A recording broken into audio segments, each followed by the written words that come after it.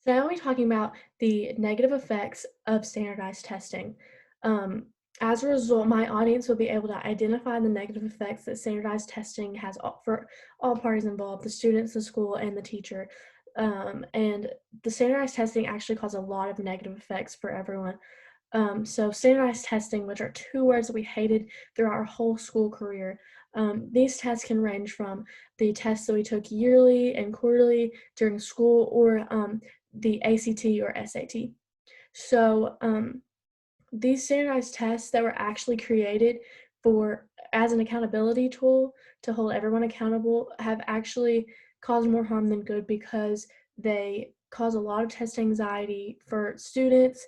They don't really reflect the performance and the intelligence of the students. They cause negative effects for schools, for teachers, and there have been several laws to try to improve this system, but um, they have failed. So first, I want to talk about the specific negative effects on students. So standardized testing causes major test anxiety for students, and according to Camille R. Whitney and then Christopher A. Candaria, the greater the focus on testing, the higher level of anxiety or test anxiety in children.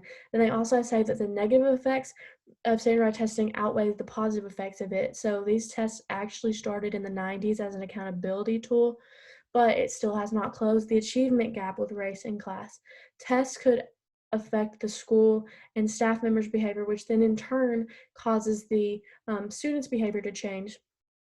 So students could then start developing anxiety, start internalizing self-confidence and loss of interest in school. Students become anxious about scoring well on the test. So I included a graphic right here of test anxiety. So it says inability to concentrate, nausea, anger, headaches, heart palpitations, fast, shallow breathing, feeling faint, fear, frustration, and then feelings of impending doom before the test. So I actually am not a very good test taker and know exactly what those feelings are. So continuing on, the teachers start to then teach the test instead of interesting curriculum, which then causes boredom in the students, and students are then less prepared for college because the Common Core testing system takes away from critical thinking skills, and it creates a gap between students, teachers, and the home. So next I want to talk about the student performance. So the same material isn't taught in every school.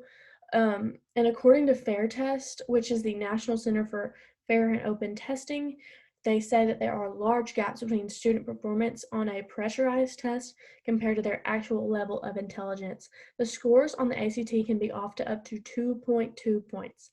This discrepancy can actually have significant consequences for applicant when admissions of fit offices or financial aid programs require minimum scores. So as I said earlier, these scores don't actually reflect the real intelligence of the student. So this could affect them, even though they worked really hard in school, have all A's, they could be off to, as it says, 2.2 points from getting into that school or getting that scholarship. So next, I want to talk about the effects it has on teachers and schools. Charles Munter and Kara Haynes say that teachers are actually paid and reviewed based on student performance on these tests, and then the schools can be affected by the federal funding they receive or even be labeled as a low performing school. So basically, if your students don't perform well on these tests, then you're the problem, or you taught them wrong, or the school taught them wrong, which is very unfair because students could be having an off day, or as we have just covered, they could just be off points because it's not very accurate.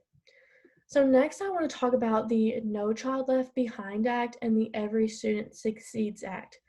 So the No Child Left Behind Act was passed by President Bush in 2005, I think, and then it was replaced by Every Student Succeeds Act, passed by Obama in 2016, I think, if I'm correct.